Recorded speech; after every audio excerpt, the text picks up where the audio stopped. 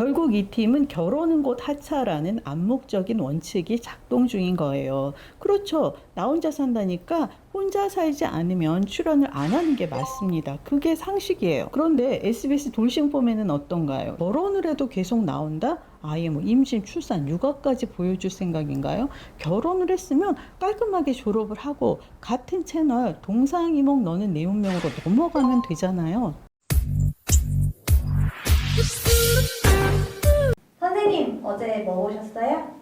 채널A 금쪽 같은 내 새끼가 단어 하나의 의미를 바꿔놓았습니다. 그 제목은 아무리 말썽을 부릴지라도 나에게는 금쪽 같은 자식이다. 이런 의미일 거예요. 그런데 사생활 보호 차원에서 그 방송에서 아이를 금쪽이라고 부르잖아요.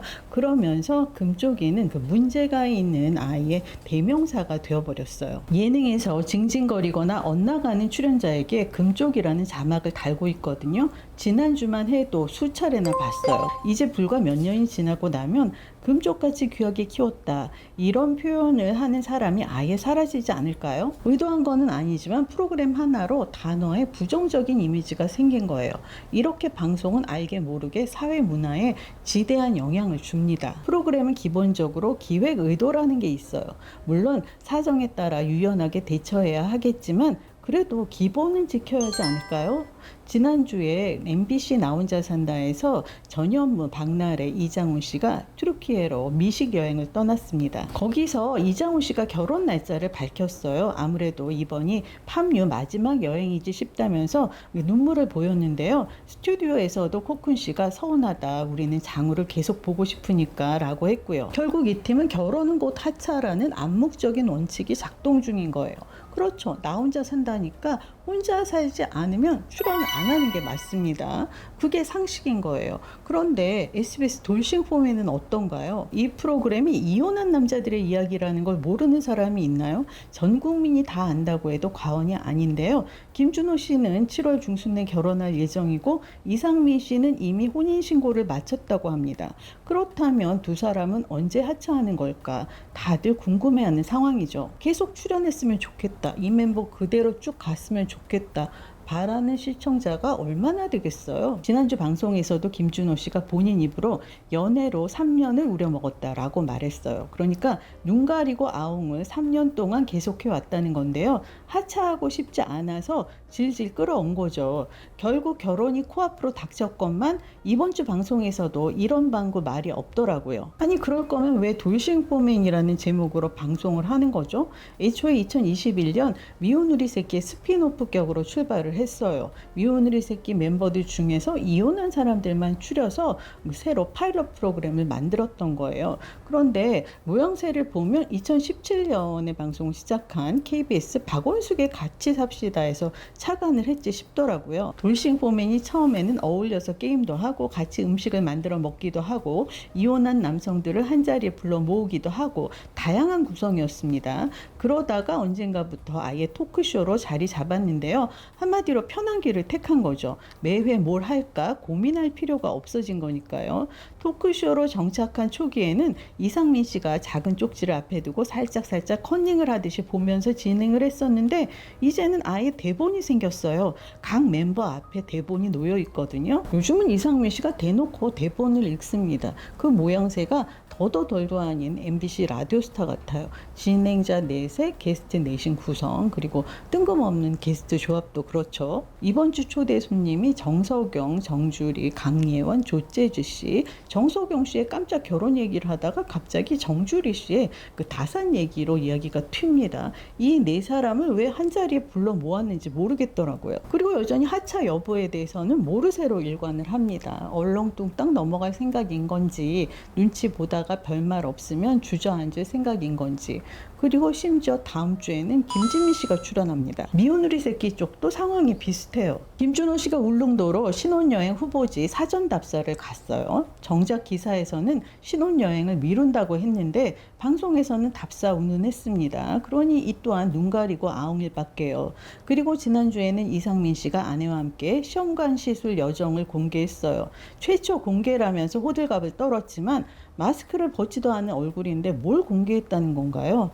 차 안에서 벨트를 하긴 했는데 상체를 보호하는 어깨끈은 가슴 아래로 내려서 메고 있었어요. 연예인 배우자가 관찰 예능에 출연할 경우 KBS 편스토랑에서 이정현 씨의 남편은 처음에는 모자이크 처리를 한 상태로 등장했어요. 그러다가 병원을 개업하니까 바로 모자이크를 걷어내더라고요. KBS 살림하는 남자들의 박영규 씨네도 처음에는 아내를 모자이크 처리했었는데 역시나 이제는 그냥 출연합니다. 사실 시청자 입장에서는 그다지 궁금하지 않은 얼굴이거든요. 모자이크나 마스크 쓴 얼굴 굳이 보고 싶지 않습니다. 이상민 씨 계속 출연을 하려면 이렇게 아내라도 공개를 하면서 화제성을 유지해야 된다. 압박을 받은 건지 뭔지 모르겠습니다. 어쨌든 계속 출연할 생각이더라고요. 애초 미운 우리 새끼 기획 의도는 엄마가 화자가 되어 아들의 일상을 관찰하는 프로그램이에요. 나 혼자 산다와의 차별점이 바로 어머니였는데요. 여기서 남의 새끼로 확장이 되면서 어머니 없이 출연을 하는 연예인들이 생겼죠. 또 어머니가 아닌 예비 장모까지 나오게 됐고요. 그런데 결혼을 해도 계속 나온다?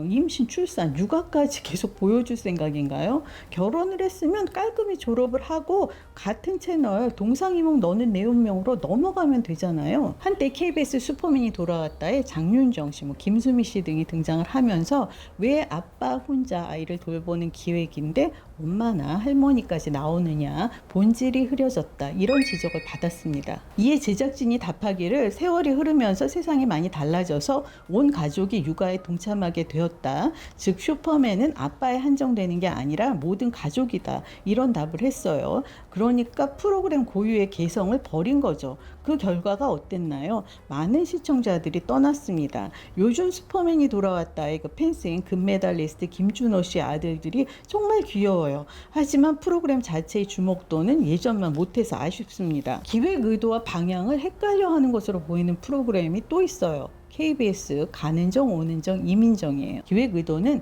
시골 마을에 생필품을 가득 실은 이동식 편의점을 배달하고 하룻밤을 보내는 관찰 버라이어티라고 되어 있어요. CU 협찬으로 진행이 되는데요. 주민들과 소통하는 부분이 돋보이는 프로그램이에요. 이민정 씨를 필두로 부음 김정현, 안재현, 김재원 씨. 이민정 씨는 한번 다녀왔습니다. 안재현 씨는 진짜가 나타났다. 김정현 씨는 다리미 패밀리. 모두 KBS 주말극 주인공들이죠.